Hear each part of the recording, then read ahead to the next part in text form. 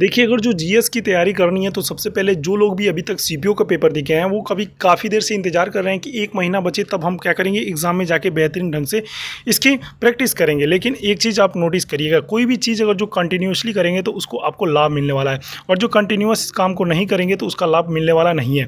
इसलिए अगर जो आप CHSL का भी पेपर देके अभी खाली हो चुके हो तो आप सीधे जुड़ जाइए उसी एग्जाम की तरफ।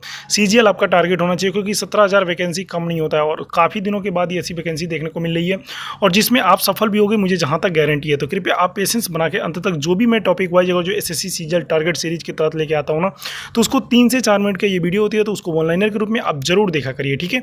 तो आइए स्टार्ट करते हैं। यहाँ पे बात करते हैं विश्व की प्रमुख जल संधि के बारे में। तो यहाँ पे हम फर्स्ट जल संधि की बात करेंगे तो बास जल संधि है, जो कि तस्मान सागर और दक्षिण सागर को जोड़ती हुई आपको यहाँ पे दिखाई देगी। यहाँ पे कौन कौन से था, तस्मान सागर और दक्षिण सागर को जोड़ती है, जो कि बास जल संधि है। सुंडा जल संधि की बात करें तो ये कहाँ पे है, जावा सागर और हिंद महासागर को जोड़ती है। देखिए, कई लोगों के मन में कंफ्यूजन है, क्या ये ऐसे प्रश्न भी आते हैं? जी हाँ, आप सीजीएल के पेपर उठा के देख लें, सीपीओ का पेपर उठा के देख लें, तो उसमें आपको ये देखने को मिल जाएगा, ठीक है।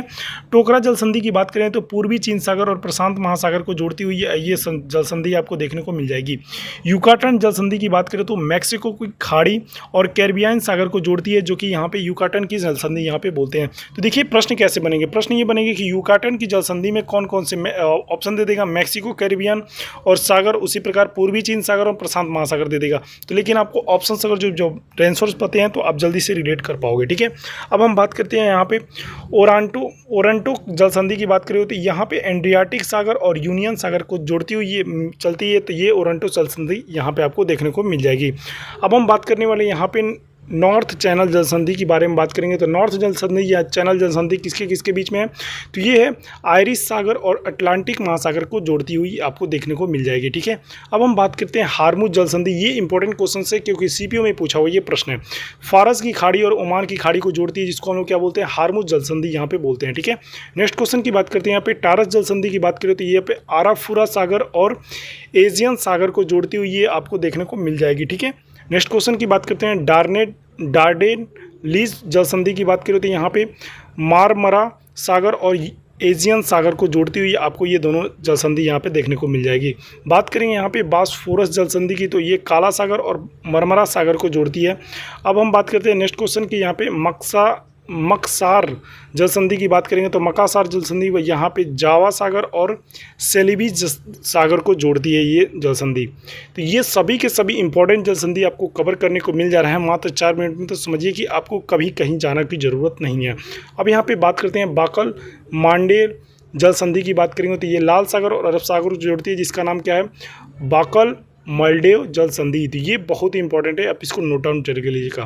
नेक्स्ट क्वेश्चन की बात करते हैं। यहाँ पे मलक्का जल संधि की बात करें तो अंडमान सागर और दक्षिण सागर को जोड़ती है। ये आप SSC CHSL में भी देखने को मिला है, पिछले शिफ्ट में आपको ये पहले दिन के आया हुआ था, ठीक है।